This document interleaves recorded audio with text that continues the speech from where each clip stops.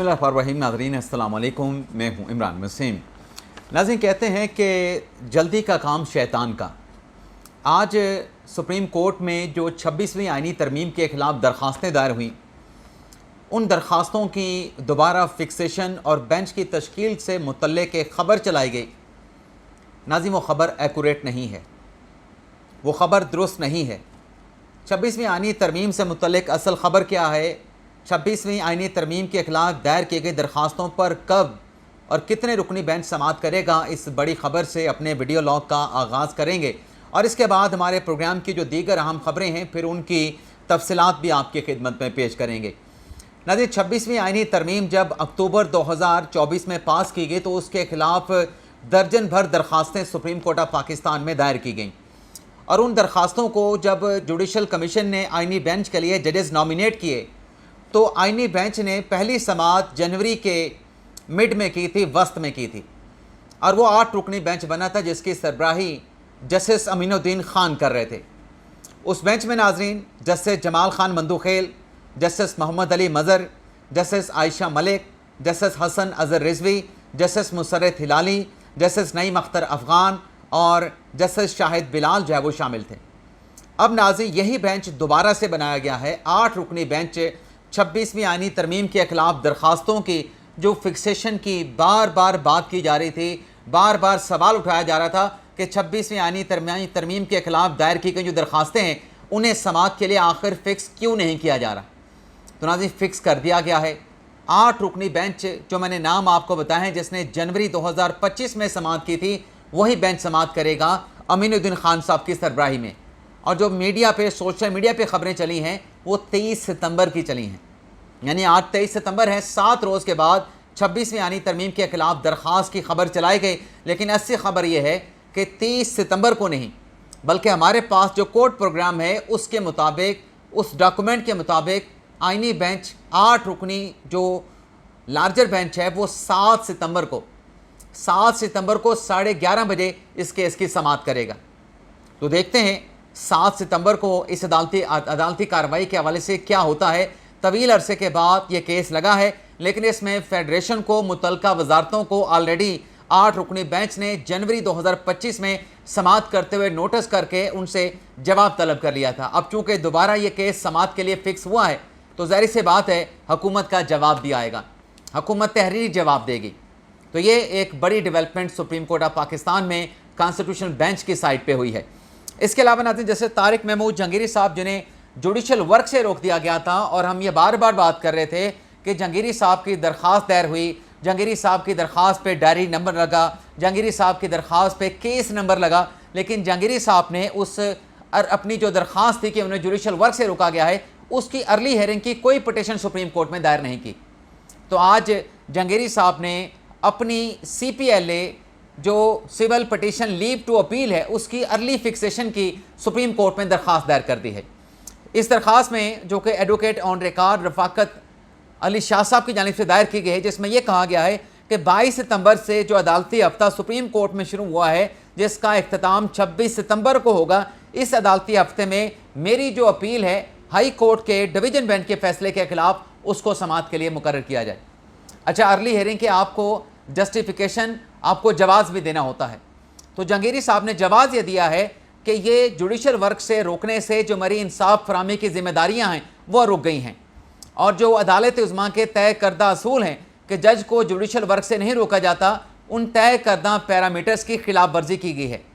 और मुकदमे में जो जज की जिम्मेदारियाँ होती हैं वो जिम्मेदारी भी पूरी नहीं की गई। यकतरफ़ा तौर पर एक्स पार्टी मेरे खिलाफ हुक्म इम्तना जारी कर दिया गया। जो दरख्वास्त दायर हुई मेरे खिलाफ मेरी डिग्री को बुनियाद बना के वो नेक नियति की बुनियाद पर दायर नहीं की गई, वो नाकाबिले समाअत है। तो लिहाजा अदालत उज़्मा इस केस में जुडिशल इंटरफेरेंस करे, यानी अदालती मदाखलत करके मुझे जुडिशल वर्क की जो है वो इजाज़त दी जाए। और ये भी तारिक जहांगीरी साहब ने कहा कि एक जज जो हाई कोर्ट में होता है एक मखसूस मुद्दत तक वो अपनी जिम्मेदारियाँ सर अंजाम देता है। अगर उसे जुडिशल वर्क से रोक दिया जाए तो फिर उसका नाकाबिले तलाफ़ी नुकसान हो सकता है, क्योंकि जो वक्त ज़ाया होगा जब तक जज जुडिशल वर्क से रुका रहेगा तो वो जो वक्त ज़ाया हुआ है वो दोबारा से नहीं मिल सकता, रीगेन नहीं हो सकता। تو دیکھتے ہیں کہ یہ درخواست جو ابھی جنگری صاحب نے دائر کی ہے اس ہفتے رواں ہفتے اب 23 ستمبر کو نکال کے کس تاریخ کو سماعت کے لیے مقرر ہوتی ہے. اب 24 ستمبر کا دن بچا ہے, 25 ستمبر کا دن بچا ہے اور 26 ستمبر کا دن بچا ہے رواں ہفتے میں. تو دیکھتے ہیں کب اس درخواست کی فکسیشن کا جوڈیشل بینچ جو ہے وہ فیصلہ کرتا ہے. اس کے علاوہ ناظرین, آج عمران خان صاحب کے وکلاء نے جو GHQ راولپنڈی حملہ کیس ہے جس میں عمران خان صاحب بھی ایکیوز ہیں, پاکستان تحریک انصاف کے دیگر رہنما بھی ایکیوز ہیں, آج اس کیس میں تحریک انصاف نے پھر بائیک آؤٹ کیا اور جج صاحب سے بھی کہا کہ ہم بائیک آؤٹ کریں گے. لیکن جب بائیک آؤٹ کی دھمکی جج صاحب کو دی گئی تو جج صاحب کا جواب کیا تھا؟ اس جواب پہ آنے سے پہلے ناظرین, PTI کے عمران خان کے وکلاء نے عدالت سے یہ کہا کہ ایک تو جو گزشتہ ہیرنگ ہوئی تھی 19 ستمبر کو, اس کی جو عدالتی کارروائی ہے اس کی CCTV فوٹیج فراہم کی جائے. دوسرا کہا گیا کہ جو عمران خان کو ویڈیو لنک پہ ان کی حاضری کو یقینی بنانا ہے, ہم عدالت کے 19 ستمبر کے فیصلے کو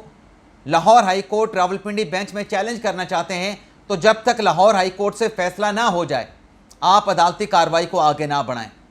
عدالتی کارروائی کو یہیں روک دیں فوری طور پہ. تو جج صاحب نے کہا کہ آپ کو حق حاصل ہے,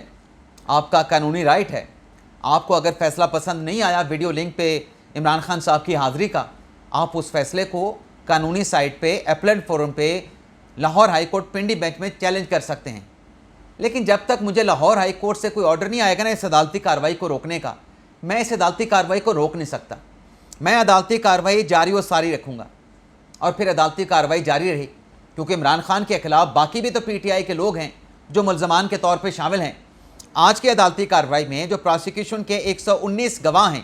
اس میں ایسا لگتا ہے کہ جیسے 5واں غیر عدالتی کارروائی کو لگ گیا ہے. 33 گواہان کے بیان آلریڈی قلم بند ہو چکے ہیں. آج مزید 8 گواہان کے بیانات قلم بند کیے گئے ہیں, جس کے بعد اس کیس میں جتنے گواہوں نے بیانات قلم بند کروا دیے ہیں ان کی تعداد 41 ہو گئی ہے. یعنی 1/3 کے بیانات وٹنسز کے, پروسیکیوشن کے گواہان کے آج قلم بند ہو چکے ہیں. اور عدالت نے آئندہ تاریخ جو کہ 27 ستمبر کی دی ہے, پروسیکیوشن کے مزید گواہان کو عدالت نے طلب کر لیا ہے. اور آج جو گواہان بیان قلم بند کروانے کے لیے آئے تھے اس میں پیمرا کے آفیشل تھے, FIA کے آفیشل تھے, PID کے آفیشل تھے, اسسٹنٹ کمشنر بھی ایک تھے, وزارت داخلہ کے آفیشل تھے, جنہوں نے نہ صرف اپنا بیان قلم بند کروایا بلکہ بیان ریکارڈ کروانے کے ساتھ ساتھ وہ اپنے ساتھ کچھ رپورٹس بھی لے کے آئے تھے. وہ رپورٹس بھی بطور شہادت, بطور ثبوت GHQ راولپنڈی حملہ کیس میں انہوں نے عدالت میں جمع کروائیں. اس کے بعد ناظرین, اس کے ساتھ ناظرین, جو عمران خان صاحب کی لیگل ٹیم تھی ان کا عدالت میں یہ کہنا تھا کہ عمران خان کو لیگل اپنا ویڈیو لنک کے ذریعے پیش کرنا عدالتی کارروائی کا مذاق ہے, قانون کا مذاق ہے. آپ کھلی عدالت میں اس کیس کی سماعت کریں, ہم اس پہ آنکھیں بند نہیں کر سکتے. جج صاحب نے کہا جائیں, میرے آرڈر کو آپ Lahore high court Pindi bench میں چیلنج کر دیں. ست بسم اللہ, وہاں سے حکم امتناع آیا تو میں عدالتی کارروائی کو یہاں پہ روک دوں گا. اس کے علاوہ آج اڈیالہ جیل کے باہر پاکستان تحریک انصاف نے عوامی عدالت لگائی. عوامی عدالت میں پاکستان تحریک انصاف کے پنجاب اسمبلی کے 25 سے 30 ارکان موجود تھے, 150 سے 200 کارکنان موجود تھے. اب ناظرین, یہ جو عوامی عدالت لگانے والے ہیں اڈیالہ جیل کے باہر, تحریک انصاف تو پارلیمنٹ سے ریزائن کر رہی ہے, پارلیمنٹ کی کمیٹیوں سے مستعفی ہو رہی ہے, تو آپ جا کے اڈیالہ جیل کے باہر عوامی عدالت, عوامی اپنا اسمبلی, پارلیمنٹ آپ لگا رہے ہیں. جو آپ کو ایک پارلیمنٹ ملی ہوئی ہے, جو اسمبلی ملی ہوئی ہے, وہاں پہ جا کے سارا کچھ ایجیٹیٹ کریں نا, آپ کے پاس کانسٹیٹیوشنل رائٹ ہے. وہاں پہ نہیں کرنا, وہاں پہ جا کے کرنا ہے. چلیں کر لیں. اب ناظرین آتے ہیں باقی خبروں کی طرف. خابر مانیکا جس پر پاکستان تحریک انصاف کے وکلاء نے عدالتی احاطے میں تشدد کیا, جس پر FIR کا اندراج اور پھر چلان داخل عدالتی کارروائی کا آغاز ہوا تھا, آج جج طاہر عباس سپرا صاحب نے اس میں ملزمان جو کہ دونوں وکیل ہیں پیش نہیں ہوئے. عدالت نے ملزمان کی عدم حاضری پر کیس کی سماعت کو 29 ستمبر تک تو ملتوی کر دیا, لیکن ساتھ میں کہا کہ آئندہ سماعت پہ جو ملزمان ہیں انہیں چلان کی نقول دی جائے گی, اور جو آئندہ سماعت پر تاریخ دی جائے گی اس روز خابر مانیکا پہ تشدد کے جو ملزمان ہیں ان پہ فرد جرم بھی عائد کی جائے گی. علی امین گنڈا پور کی بات کر لیتے ہیں. ناظرین, علی امین گنڈا پور صاحب جنہیں آج اسلام آباد کی ڈسٹرکٹ عدالت میں اسلحہ شراب برآمدگی کیس میں پیش ہونا تھا, لیکن جج صاحب کی عدم دستیابی پہ کیس کی سماعت کو کل 24 ستمبر تک ملتوی کر دیا گیا. لیکن جج صاحب نے علی مین گنڈاپور کے اریسٹ وارنٹ جو تھے ان کو برقرار رکھا کہ اریسٹ وارنٹ جو ہے واپس نہیں ہوں گے. کل گنڈاپور صاحب سیکشن 342 کا بیان قلم بند کروانے کے لیے ذاتی حیثیت میں عدالت میں پیش ہوں. لیکن گنڈاپور صاحب جو ہیں کل عدالت میں آتے نہیں آتے، لیکن پشاور ہائی کورٹ چلے گئے. پشاور ہائی کورٹ میں علی مین گنڈاپور کے وکلاء نے ان کی حفاظتی ضمانت میں توسیع کے لیے عدالت سے رجوع کیا، اور پشاور ہائی کورٹ نے گنڈاپور کی جو حفاظتی ضمانت ہے یا راہداری ضمانت ہے اس میں 3 ہفتوں کی توسیع کر دی. نہ صرف 3 ہفتوں کی توسیع کی، بلکہ الیکشن کمیشن نے جو اثاثہ جات اور نامینیشن پیپر میں غلط بیانی کے معاملے پہ گنڈاپور کو نوٹس کیا تھا، الیکشن کمیشن کو بھی علی مین گنڈاپور کے خلاف کارروائی سے روکتے ہوئے 14 روز میں الیکشن کمیشن سے جواب مانگ لیا ہے. اس کے علاوہ ناظرین، جو ملٹری کورٹ کے فیصلے کے خلاف حسان نیازی نے لاہور ہائی کورٹ سے رجوع کیا تھا، لاہور ہائی کورٹ کے 2 رکنی بینچ جس کی سربراہی جسٹس شہباز رضوی صاحب کر رہے تھے، فیصل صدیقی صاحب حسان نیازی کی طرف سے دلائل دے رہے تھے جس میں یہ کہا گیا کہ حسان نیازی کی جو ملٹری کورٹ میں کسٹڈی دی گئی وہ ایس ایچ او نے دی، جبکہ باقی لوگوں کے جو کسٹڈی ملٹری کورٹ کو دی گئی وہ عدالت سے مانگی گئی تھی. تو یہ ملٹری کورٹ کو کسٹڈی دینے کا فیصلہ ہی غلط تھا. عدالت نے اس پہ کیا یہ ہے کہ دلائل سننے کے بعد کیس کا جو فیصلہ ہے اس کو محفوظ کر لیا ہے کہ جو اعتراضات حسان نیازی کی درخواست پہ لگائے گئے ہیں وہ درست ہیں غلط ہیں، اس کا فیصلہ محفوظ کیا گیا ہے، جو عدالت آج کل میں 1-2 دن میں عدالت کی جانب سے اناؤنس کر دیا جائے گا. اس کے علاوہ ناظرین، 26 نومبر کے احتجاج کے کیس میں علیمہ خان صاحبہ کو راولپنڈی کی عدالت نے بطور ملزمہ 29 ستمبر کو بلا لیا ہے.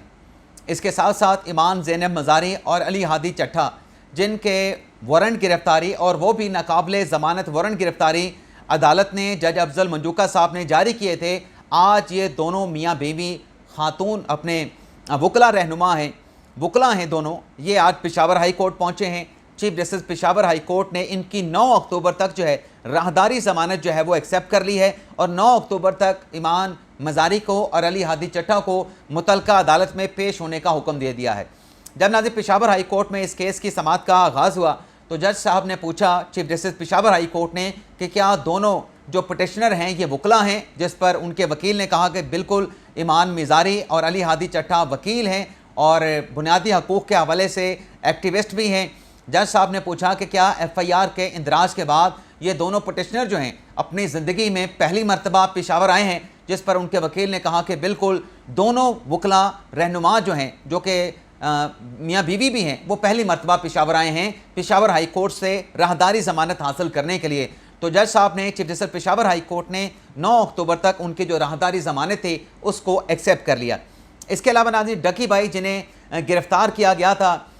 مالیاتی فراڈ میں، اب جو این سی سی آئی ہے اس کے ذرائع کا یہ کہنا ہے کہ یہ صرف غیر ذمہ داری کا کیس نہیں، یہ مالیاتی فراڈ کا کیس ہے اور اس میں تحقیقات کا جو دائرہ ہے اس کو وسیع کیا جا سکتا ہے. اب ڈکی بھائی جن کا بار بار جسمانی ریمانڈ لیا گیا لیکن بعد ازاں عدالت کی طرف سے ان کو فزیکل ریمانڈ سے کی جو استدعا تھی مسترد کرتے ہوئے جوڈیشل ریمانڈ پہ بھجوا دیا گیا تھا، تو ڈکی بھائی نے پھر ضمانت کے لیے عدالت سے رجوع کیا تھا، لیکن ان کی جو ضمانت تھی وہ ضمانت جو ہے عدالت کی جانب سے ان کو نہیں دی گئی اور عدالت نے جو ضمانت درخواست تھی اس کو مسترد کر دیا، کیونکہ عدالت میں پروسیکیوشن نے کہا کہ ملزم کی ضمانت نہیں دی جا سکتی، یہ مالیاتی فراڈ کا کیس ہے اور ملزم سے اب تک جو ہے وہ 3 لاکھ جو ڈالرز ہیں وہ بھی برآمد کیے جا چکے ہیں. 17 اگست کو ڈکی بھائی کو گرفتار کیا گیا تھا. تو اس کا مطلب یہ ہے کہ عدالت کے فیصلے کے بعد ضمانت درخواست مسترد ہونے کے بعد ڈکی بھائی کو ایپلیٹ فورم پر رجوع کرنا پڑے گا، اور جب تک ایپلیٹ فورم پہ کسی بھی ایپلیٹ فورم سے ان کی ضمانت ایکسیپٹ نہیں ہوتی ہے ڈکی بھائی کو جیل میں رہنا پڑے گا. لیکن یہ جو کچھ ڈکی بھائی کے ساتھ ہو رہا ہے اس میں مزید یوٹیوبرز کے نام بھی آ سکتے ہیں، لیکن یہاں پہ ناظرین یہ میں کہنا چاہوں گا کہ جن سوشل میڈیا ایپس کی بات کی جاتی ہے، جن گیمبلنگ ایپ کی بات کی جاتی ہے، اس کی اگر پروموشن میں ڈکی بھائی نے کردار ادا کیا تو ان ایپس کی پروموشن میں کچھ اور بھی پاکستان کی نامور شخصیات ہیں، بڑی بڑی شخصیات ہیں، طاقتور شخصیات ہیں. تو قانون کا جو ہاتھ ہے اگر وہ ڈکی بھائی کے گریبان پہ گیا ہے، ڈکی بھائی کو کالر سے پکڑ لیا گیا ہے، تو باقی جن لوگوں نے ان گیمبلنگ ایپ کی پروموشن کی ہے اور ان گیمبلنگ ایپ کی پروموشن میں ان لوگوں کو، ان نامور شخصیات کو دیکھ کے پاکستان کے شہریوں نے اگر اپنے کروڑوں ارباں ہار روپے لٹایا ہے تو پھر ان لوگوں کے خلاف بھی کارروائی ہونی چاہیے. صرف ڈکی بھائی کو نشانہ نہیں بنانا چاہیے, باقی جن لوگوں نے اپنے اس قسم کی وہ کی ہیں پروموشنز کی ہیں, پھر ان کو بھی اس انکوائری میں, اس تحقیقات میں, اس قانونی کارروائی میں انہیں بھی اس کا جو ہے وہ حصہ بنایا جانا چاہیے. باقی پاکستان اور سری لنکا کا ایشیا کپ کا جو میچ ہے, جب آپ ولاگ دیکھ رہے ہوں گے تو یا تو شروع ہونے والا ہوگا یا پھر شروع ہو چکا ہوگا یا پاکستان کے میچ کا اختتام ہو چکا ہوگا, پاکستان سری لنکا کے میچ کا. تو میری تو نیک تمنائیں پاکستانی ٹیم کے ساتھ ہیں, دعائیں ہیں کہ پاکستان سری لنکا کے خلاف اس میچ میں کامیابی حاصل کرے. اجازت چاہتے ہیں ناظرین, اللہ حافظ.